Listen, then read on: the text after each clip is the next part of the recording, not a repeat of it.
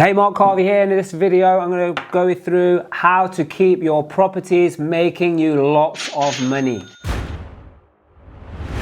This is one of the things that's overlooked. You see, when people do a new property, they'll put a lot of effort, time into designing it, doing the renovations, making it look all awesome. But then over time, it starts to get a little bit weathered.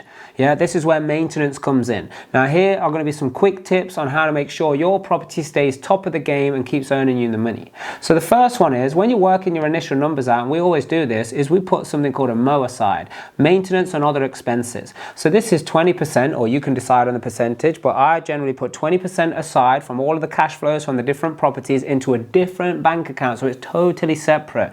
That way I'll know what my actual cash flow is after I've taken this out, because this little fund here is what is used to then pay for the maintenance as and when it comes up. Broken handles, I've had smashed shower trays before, holes in walls somehow, I don't know how that happened. You know, sometimes we need to replace an oven, you know, when we get down the line. Sometimes, you know, all these different things happen. Got to have the gardening done on a regular basis as well. So rather than pay it or have to find some money from somewhere, it allows us to just go into the maintenance pot and then be able to pay it. So first of all, you've got to work your numbers out like that, but then you need a system to know what to do when.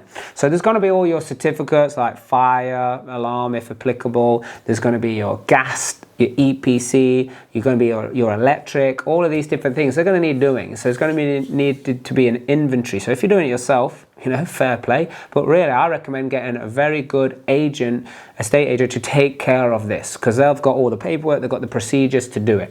Now, don't just leave it with them. You've got to have good, tight communication and a good agreement on what's done when and what's the process, what's the protocol. You know, do you give them like a 50 quid limit, like anything under £50, please do let me know. Sorry, don't let me know, just go ahead and get it fixed, get it done, light bulbs, this, that, the other, whatever it might be.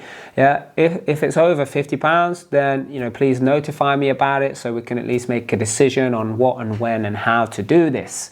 Yeah, you want to always make sure that you're getting the quotations for it before you accept the work as well. Don't just say go ahead and do it. Make sure that everyone is staying, you know, competitive and doing the right thing for the right reason. Yeah, the other side of it is like when so like you're cleaning, a lot of people they'll do is maybe cleaning in only the communals, maybe they'll do it in the rooms. Maybe they'll only do it when somebody moves out.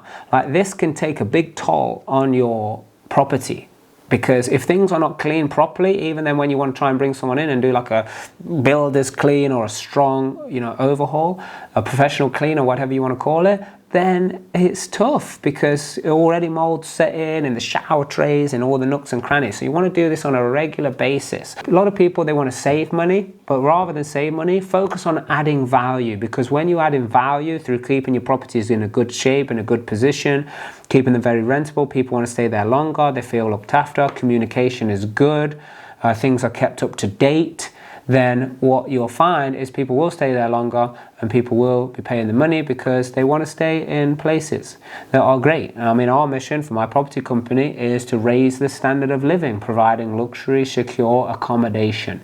So we got to live by that mission and we make decisions by that. So if you want to make more money, take maintenance more serious and put the money aside so it's there available, so you're not got to worry about whether you've got the money or not to do it. It's already there. And look, at the end of the year, if you haven't used all the money, then take you, your business partners or your friends or whoever out for a nice party and enjoy the success that you've had over the year. So until next time, make sure you do the right thing for the right reason, because it's the only way to discover your true potential.